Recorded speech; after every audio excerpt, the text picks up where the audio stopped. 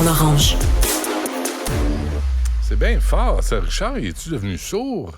Sacramouille. On va s'ajuster, là, mais mettez-y un appareil à Pépère, là, s'il comprend plus rien. Richard, M. Martineau!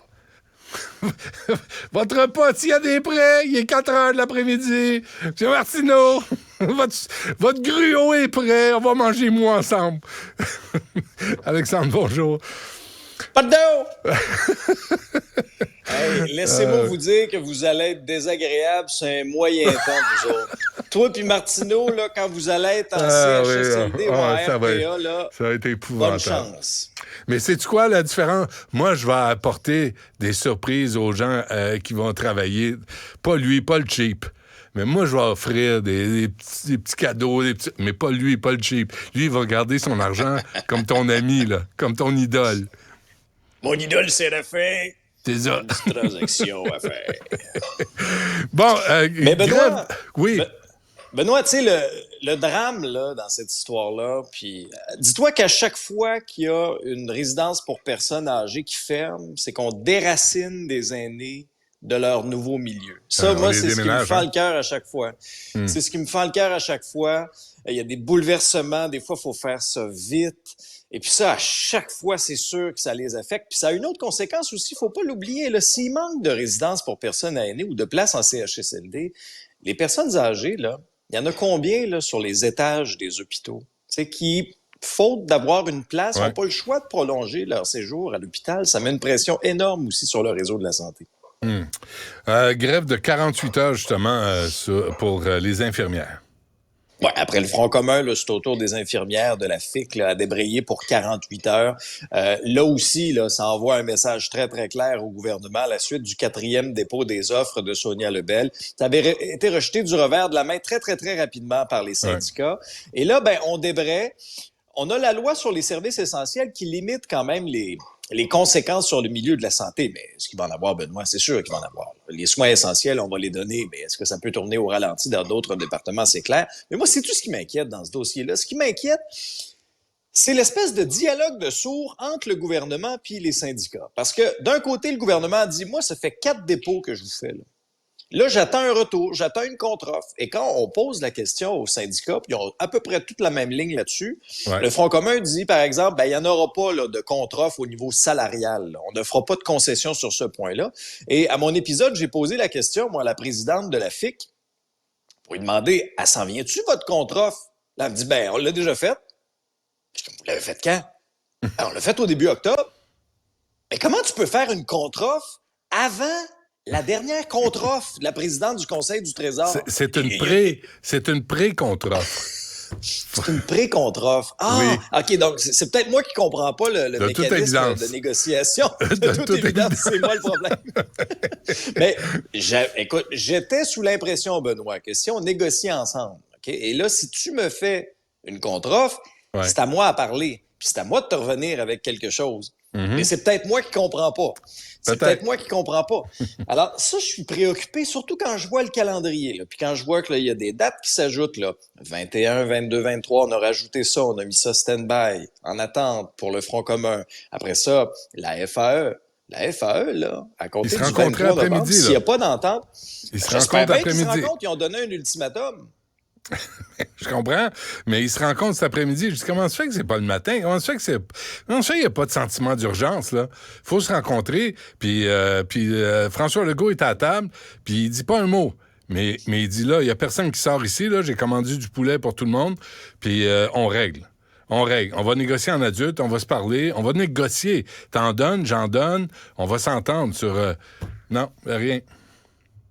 Ouais. Et là, il y a d'autres dates aussi d'ajouter là, pour la FIC. Si ça bouge pas, fin novembre aussi. Ça va être une grosse semaine. Là. La semaine là, du fin 21, 22, 23 novembre, là, ça va être une très, très grosse semaine. Puis, Benoît, j'épluchais un peu comme tout le monde la mise à jour financière présentée par Éric Girard.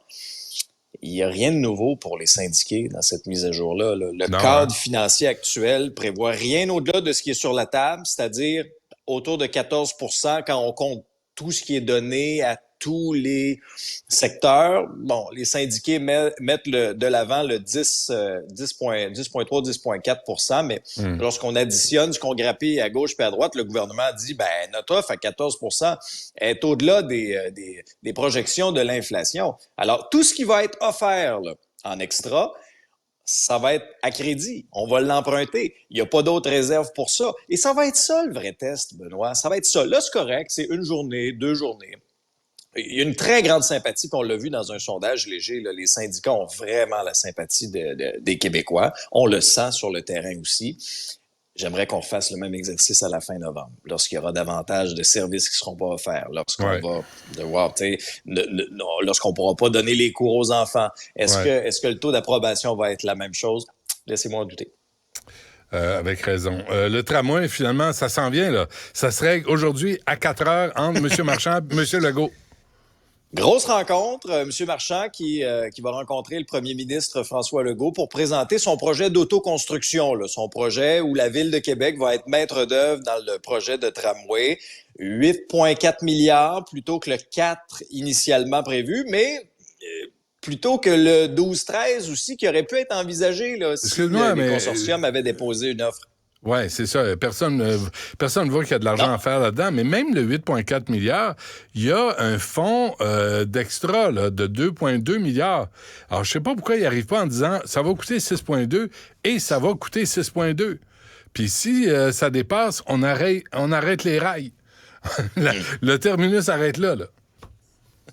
Mais Benoît, je peux déjà te dire ce sera quoi les lignes de communication de la CAQ là-dessus, parce que je sais pas si tu as vu passer ça sur les réseaux sociaux. Mais maintenant que la CAQ a fait une petite erreur d'envoi de courriel, on a envoyé ce qu'on appelle, c'est les lignes de communication là, des députés le matin. Là, il y a comme les 3-4 grands sujets du jour avec les principaux points, là, les grandes lignes. Alors, je peux te le dire, ce qu'ils vont répondre, ils vont dire, comme toujours, on souhaite travailler en collaboration avec la Ville et le gouvernement fédéral pour doter Québec d'un projet structurant de transport collectif. Tu as remarqué qu'ils disent plus tramway? Le mot en T, là, projet est à proscrire. Ah oui, hein? Projet structurant. Ah et oui. dans la situation économique actuelle, on doit s'asseoir et regarder quelles sont nos options.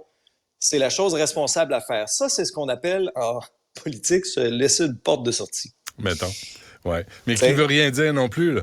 Ça veut rien dire. On ne le saura pas, là. On sait pas ce qu'on veut faire de Québec. C'est ça que je trouve troublant. Il faut faire quelque chose.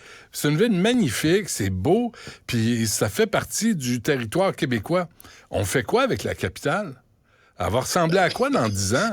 Dans 20 ans? Est-ce qu'on peut avoir un peu de projection, voir à long terme? Là, on dit non, jeudi prochain, c'est non. Ben, c'est qu'il faut pas gouverner non plus juste à vue de nez, là, puis en fonction des sondages. Il faut effectivement, puis tu as entièrement raison quand tu le dis, se projeter vers l'avenir. Est-ce qu'il faut faire quelque chose pour la région de Québec? Absolument. Ça, je pense que tout le monde s'entend pour dire qu'il faut faire quelque chose, mais tout le monde s'entend pas pour dire quoi. Comment? Ouais, c'est ça. Le problème. Qui Comment va payer? et quoi? Ouais. Et qui va payer? Dis-toi un indice. Si tu aperçois aujourd'hui Mme Guilbeault avec plein de gros cartables dans ses mains, attention. Attention. Ça veut peut-être dire qu'il faut tirer la plug sur le projet. Surveille les cartables. OK, on va surveiller les cartables. Avant qu'on se quitte, Alex, le silence de la présidente.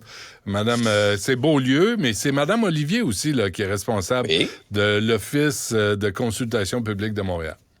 Jusqu'en 2021, tu as raison, c'est Mme Olivier. Mais au moins, Mme Olivier, j'ai pas été convaincu de ses explications. Là. Comprends-moi bien. J'ai pas été du tout impressionné ni convaincu par ses explications. Radio-Canada? À Radio-Canada? Ben, elle a fait le tour. Oui. Elle est allée avec Paul Larocque, elle est allée à la radio, elle est allée à la Société d'État. Elle en a fait plusieurs. J'aurais bien aimé la recevoir à notre micro. Mais Benoît, au moins elle est allée répondre aux questions. Au moins elle est allée répondre aux questions. Elle a encore la confiance de Valérie Plante. Elle l'a réitéré lors de la dernière mêlée de presse. Si tu veux mon avis, j'ai l'impression que ça va être une position difficile à défendre, au fur et à mesure aussi qu'on va déposer le budget de la Ville. Question quiz pour toi. Qu'est-ce que ça prendrait à Valérie Plante pour qu'elle perde confiance en Dominique Olivier? C'est une très bonne question. C'est une très, très bonne question parce que les appels se sont multipliés pour le départ de Mme Olivier en disant cette dame-là n'a plus la légitimité de gérer les finances de la Ville de Montréal. Non. Mais Benoît, alors que encore une fois, le bureau d'enquête nous apprenait dans le journal que là, lorsqu'on essaie d'avoir des réponses à nos questions, ce qu'on a en retour, c'est des documents hyper caviardés. Mais là, on essaie de parler à Isabelle Beaulieu. Madame Beaulieu, votre silence est gênant. Sincèrement, là, je ne sais pas si vous êtes caché en dessous de votre bureau à côté de votre chaise à 1000 pièces, mais sortez d'en dessous de votre bureau puis répondez aux questions. Elle est peut-être au Brésil. Regarde, elle est peut-être au Brésil avec notre ami Guy Grenier. Avec M. Grenier? Oui, Guy Grenier. Il est en mission au Brésil. Très important. Rio de Janeiro, au Brésil, avec notre carte de crédit. Ouais, ça, je ne sais pas. Mais Guy Grenier, on le salue. Puis là, la mairesse vient d'allumer. Il faudrait qu'il revienne. Comment se fait qu'il est même parti pour... Pourquoi il est parti? Pourquoi il est parti? Là, il faudrait qu'il revienne. Excuse-moi, là, mais t'as signé le chèque pour qu'il parte? Il y a des maudites limites, là. Mais Benoît, Madame Beaulieu, là, tout ce qu'elle a fait, c'est d'écrire une espèce de lettre sur la page de l'Office de consultation publique de Montréal. Je vais t'en lire juste 2-3 petits bouts, là. Je tiens à rassurer les citoyens et les élus de la ville de notre engagement envers une gestion financière responsable des ressources qui nous sont confiées. Je suis rassuré. La gouvernance éthique de cette institution occupe une place importante et fondamentale pour la démocratie montréalaise. Ma vision est claire. Continuer d'innover et de faire participer le plus grand nombre aux consultations publiques en administrant notre budget avec prudence et rigueur. Signé Pinocchio. Rire de nous? Oui. Non, mais voulez-vous rire de nous? Pas un maudit mot là-dessus sur les téléviseurs de 85 pouces à 20 000 piastres. Pas un mot sur ses écouteurs à 900 piastres. Pas un mot sur sa chaise à 1000 $. Voulez-vous rire de nous? T'es juste un gros jaloux, c'est ça. C'est tout. Ça serait que de même. Merci, Alex. Séraphin, ce serait jamais acheté une chaise à 1000 pièces. Hey, sais-tu quoi? Faudrait trouver un Séraphin pour gérer Montréal. Puis gérer le Québec aussi. On va arrêter les dépenses, les délégués, les voyages, les députés, non. les élus. Toi, reste tranquille. Ça fait assez longtemps qu'on Mme Plante endommage la ville. Là. Je pense que c'est assez. Il est temps. Bon, merci, Alex. Puis on se reparle demain, si tu veux bien. Au ménager. À demain.